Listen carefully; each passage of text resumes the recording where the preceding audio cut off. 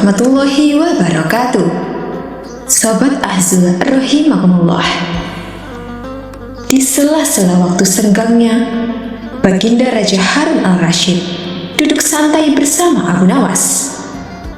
Ketika mereka sedang asik ngobrol, terlintas di benak Baginda Raja sebuah pertanyaan yang selama ini membuatnya penasaran. Abu Nawas, andai saja kau mau jadi pejabat istana, hidupmu pasti akan kaya. Apa sih enaknya jadi orang miskin? Tanya Baginda Raja. Dengan entengnya, Abu Nawas secepat kilat menjawab, setiap malam saya bisa tidur nyenyak Paduka, karena tidak takut kemalingan. Mana ada maling yang mau mencuri di rumah orang miskin? Jawaban tersebut spontan membuat Baginda Raja terdiam, kemudian tertawa. Sekarang gantian saya yang bertanya kepada Paduka. Apa sih enaknya jadi orang kaya? Tanya Abu Nawas. Tentu saja banyak Abu Nawas. Apapun yang diinginkan pasti bisa terbeli dan bisa menyuruh orang miskin melakukan apapun untuk dikerjakan. Jawab Baginda Raja. Lantas, kalau tidak enaknya jadi orang miskin, apa wahai Abu Nawas? Tanya Baginda Raja kembali. Sebetulnya banyak Paduka.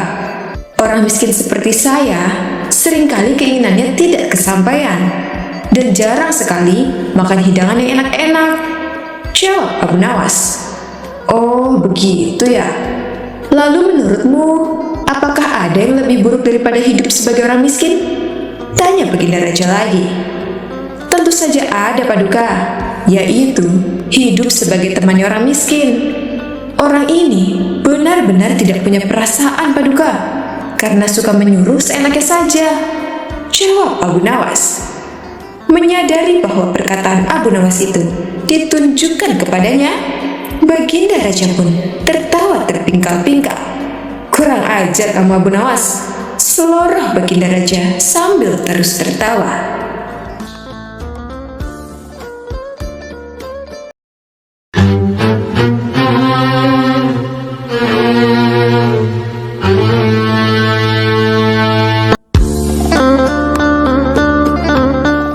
Sobat Azul rahimakumullah. Suatu ketika, Abu Nawas ditanya oleh seseorang, "Kapan kamu mati?" "Maaf, barangkali Tuan bisa memberikan penjelasan sedikit terkait dengan pertanyaan Tuan tadi," pinta Abu Nawas, yang ternyata juga bisa menampilkan mimik serius. "Begini, kalau kamu mati, saya mau titip surat buat mendiang ayah saya," sambung si pria. "Terima kasih sebelumnya atas kepercayaan Tuan," jawab Abu Nawas. "Tapi maaf sekali, dengan sangat terpaksa, keinginan Tuan tidak bisa kupenuhi," jawab Abu Nawas lagi. "Kenapa?" tanya Tuan kepada Abu Nawas. Lalu Abu Nawas menjawab, "Sebab aku tak tahu jalan ke neraka jahanam."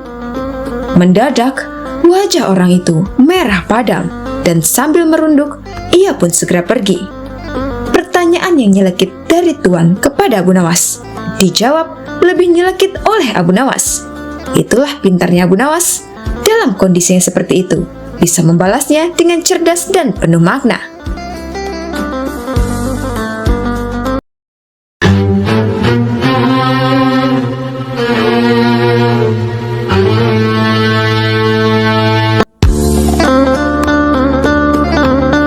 Sobat Azul rahimakumullah. Tidak ada bosannya Raja Harun al-Rashid memberikan tantangan untuk Abu Nawas sang wali sufi satu ini. Bahkan, setiap tantangan yang diberikan Raja Harun bisa datangkan hadiah untuk Abu Nawas. Harun al-Rashid tak henti-hentinya mengerjai Abu Nawas, salah satu tokoh yang dikenal sang wali sufi. Kadang, tantangan yang diberikan sang raja ini karena senang dengan kecerdikan Abu Nawas. Abu Nawas sang wali sufi selalu lolos dari setiap perangkap atau tantangan yang diberikan sang raja. Hadiah kepingan emas pun kerap dibawa pulang oleh Abu Nawas. Mungkin kalau beradu otak, pastilah Abu Nawas sang wali sufi pemenangnya. bila dibandingkan kecerdasannya dengan sang raja. Kembali sang raja punya satu ide gila untuk kembali menguji kecerdasan dari Abu Nawas, yaitu dengan diajak mengadu lomba memanah.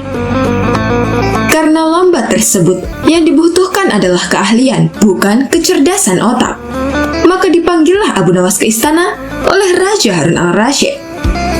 "Ada gerangan apa, Baginda, hamba dipanggil ke istana?" tanya Abu Nawas kepada sang raja. "Aku sedang mengadakan lomba memanah.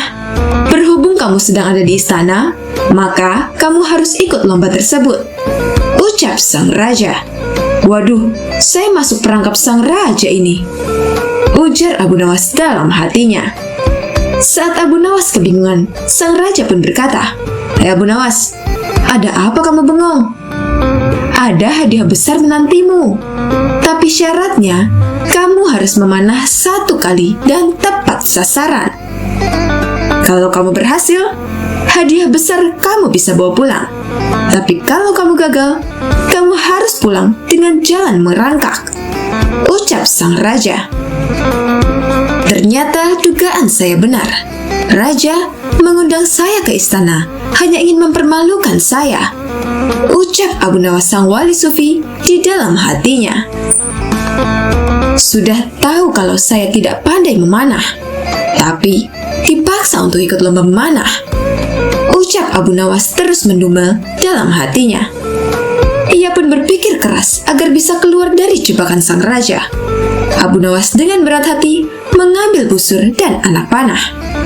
Otaknya berputar, mencari cara agar dirinya tidak dipermalukan oleh sang raja. Akhirnya, dengan memantapkan hati, Abu Nawas membidik sasaran. Ia pun mulai memanah, dan sudah bisa ditebak, anak panah melesat jauh dari sasaran.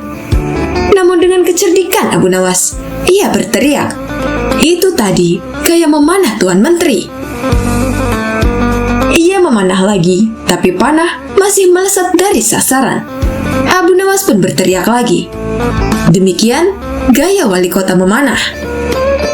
Baginda Raja menjadi tidak sabar dan ia pun berteriak, "Hai Abu Nawas, mana gaya memanahmu?" "Tenang Baginda, gaya memanah hamba tentu lebih baik," ujar Abu Nawas tetap berlagak pintar. Selanjutnya, Abu Nawas mengambil panah lagi. Ia membidik dan memanah lagi, dan melesat jauh lagi. Dan ia pun berteriak dengan keras lagi, "Ini gaya Tuan Lurah memanah," ucap Abu Nawas. "Wahai Abu Nawas, yang aku minta gaya memanahmu, bukan gaya orang lain," ujar sang raja. Abu Nawas nyaris putus asa, tapi tetap menunjukkan wajah lucunya. "Tenang Baginda, tenang," ucapnya seraya sambil membidik anak panah lagi. Ini adalah untuk keempat kalinya Abu Nawas mengambil anak panah. Beruntung baginya, kali ini anak panah melesat dengan tepat dan menyentuh sasaran. "Inilah gaya Abu Nawas memanah," ucap Abu Nawas. Untuk itu, kita tunggu hadiah dari Paduka Raja. Melihat kecerdikan Abu Nawas, sang raja tak henti-hentinya ketawa. "Kamu memang cerdik Abu Nawas," ucap sang raja sambil menyerahkan hadiahnya.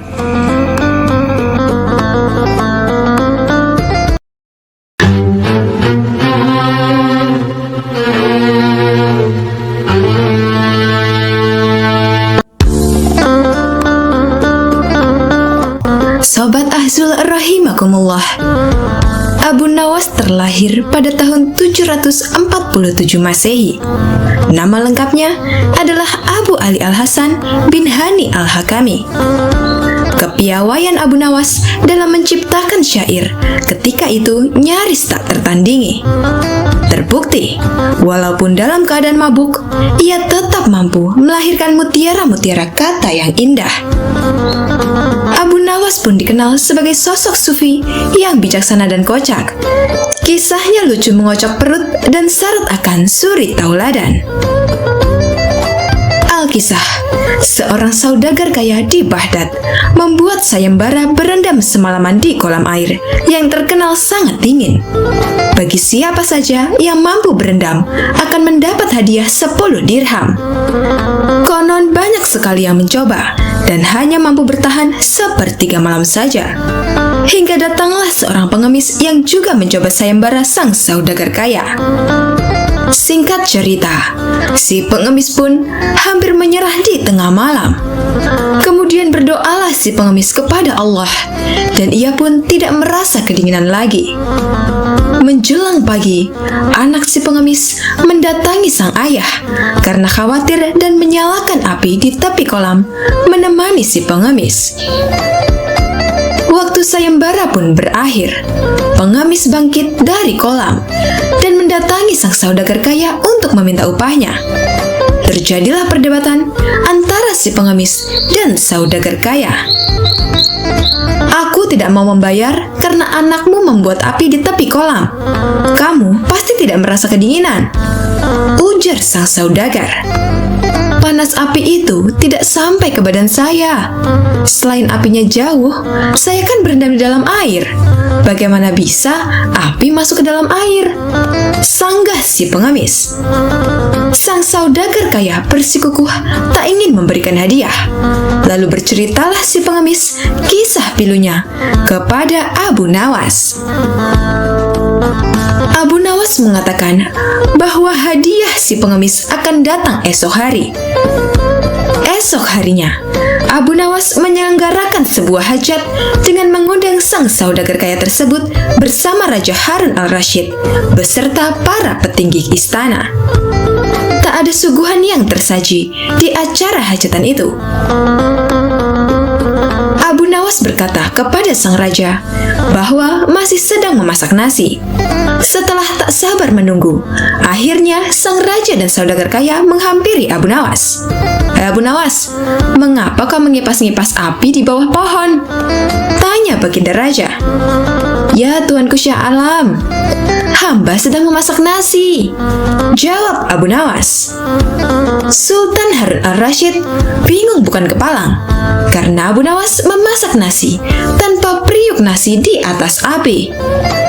Abu Nawas mendongakkan kepala sambil memberitahu keberadaan periuk nasi di atas pohon yang jauh dari api.